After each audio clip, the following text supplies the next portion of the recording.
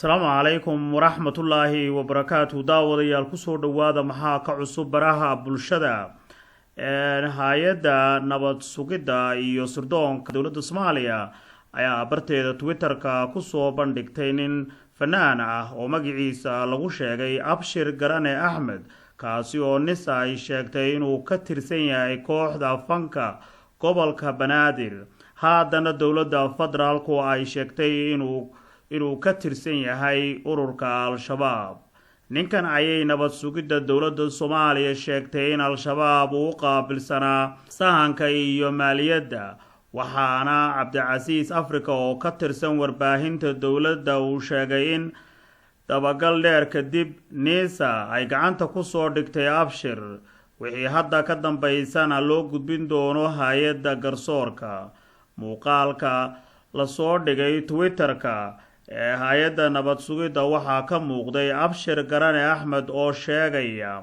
Al-Shabaab inuu wada shaqayn la lahaa dhowr sano Al-Shabaab waxaa la shaqo bilaabay sanadkii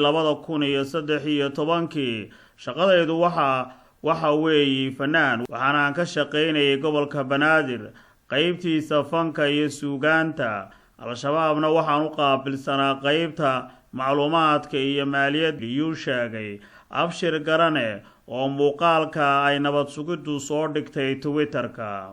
heesaha uu qaada Abshir qaar ka mid ah ayaa horey looga baahiyay telefishinka qaranka dowladda federaalka waxaana ka mid ah heesada uu qaaday calanka Soomaaliya agaasimaha warfaafinta ee madaxtooyada Soomaaliya Cabdinuur Maxamed ayaa hay'adda nabad sugidda iyo taliska booliska ku bogaadiyay dadaalka joogtada ah ee ay wadaan wuxuuna intaa raaciyay in aysan jirin sabab looga yaabaa in wiilkan ku gabanayay markaasi fanka la soo bandhigo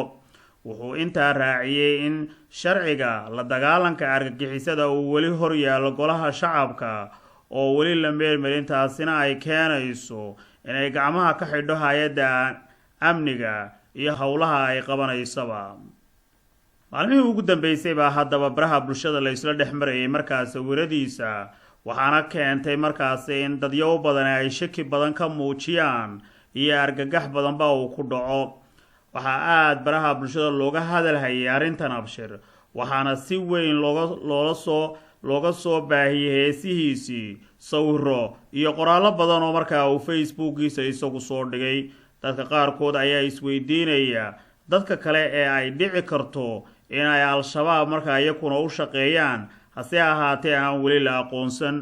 ay ciidanka nabad sugiddu ay ku leeyihiin baraha bulshada ee Twitter-ka la soo muujiyay markaasi fiidiyoo uu ku qiranayo markaasi Abshir inuu markaasi uu ka tirsanaa xogaga Al-Shabaab hase ahaatee lama hubo sababta markaasi ku keentay amase lagaga keenay ee hadalkaasi waxay noqonaysaa markii ugu horeysay ee xogaga Al-Shabaab ay shaqo geliyaan amase ayba noqoto in qof ka tirsan fanaaniinta markaas Soomaaliyeed uu sheego inuu yaka ka tirsan yahay waxaana ay noqonaysaa markii ugu horeysay Al-Shabaab ay isticmaalaan fanaaniinta walow yaka lagu yaqaanay niman aad uga soo horjeeda wixii fanka iyo suugaanta iyo muusigaba ku sal leh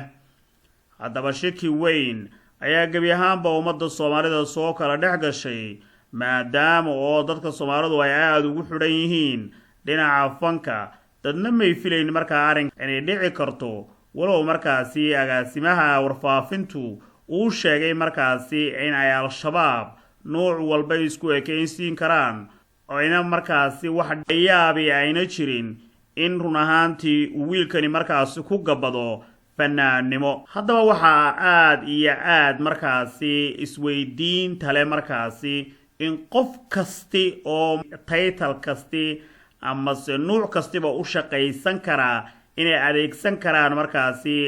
ururka Al-Shabaab fanaankan ayaa markaasi la horkeeni doonaa in garsoorka kaasi oo run ahaantii markaasi warbixin siyaadana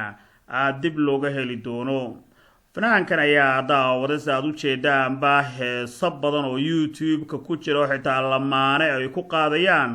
ay jira fanaan heesihiisu ay dhowr yihiin aadna magaalada muqdisho caan uga ahaa